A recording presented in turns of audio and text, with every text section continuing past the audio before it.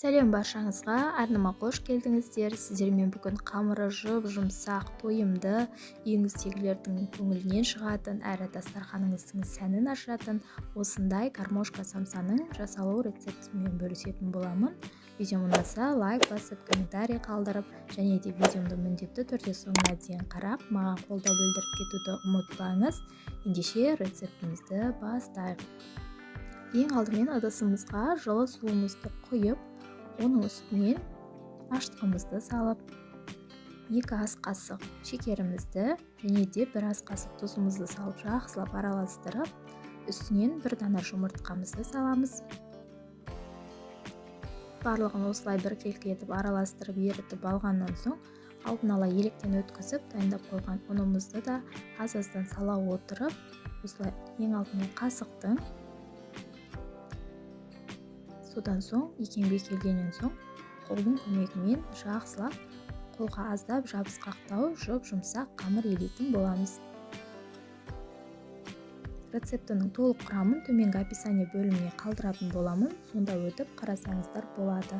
Мінекей қамырымыз дайын, енді аздап өсімдік майымен майлап, қамырымызды пищевой пакетикке салып 20 минутқа тындырып қоямыз. Қамырды ашыту міндетті емес. Енді начинкасын дайындайтын боламын. Начинкасына менде тартылған ет және де 1 дана пияз. Барлығын осылай майдалап турап аламыз.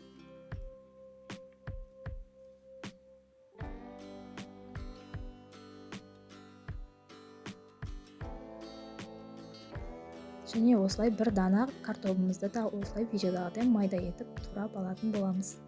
Содан соң дәміне қарай бұрышымызды және де тұзымызды салып, осылай қолдың немесе қасықтың көмегімен араластырып алатын боламыз. Міне көріп тұрғандарыңыздай бізде начинкамыз дайын. Енді жаңағы дайындап қойған қамырымызды алып, ұн сепе отырып жайып алатын боламыз. Қамырымыз өте жұмсақ болып шығады. Жабысқақты болғандықтан ұнды міндетті түрде көбірек сеуіп жайыңыздар. Сонда өздеріңізге де ыңғайлырақ болады.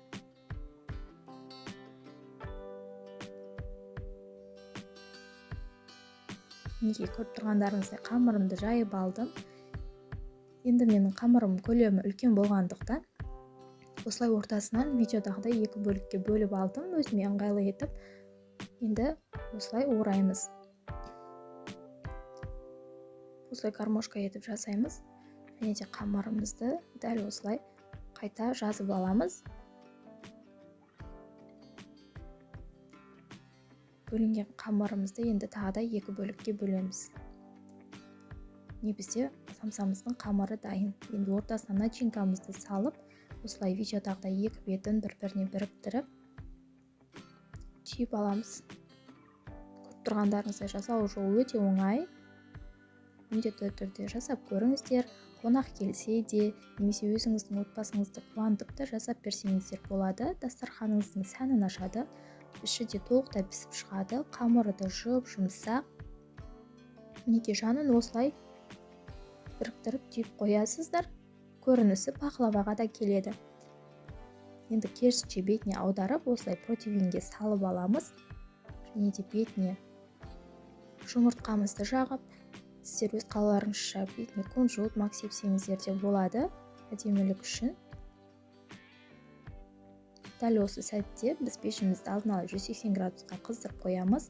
Пешіңіздің пісіруіне қарай 30-35 минутта пісіп шығатын болады. Міндетті түрде жасап көріңіздер, аз болсын. Мінекей самсамыз пісіп шықты. Көріп тұрғандарыңыздай түрі деген өте керемет, сөзсіз дәмді болып шықты. Достар, видеомды соңына дейін көргендеріңіз үшін рахмет. Сіздермен болған Ариана.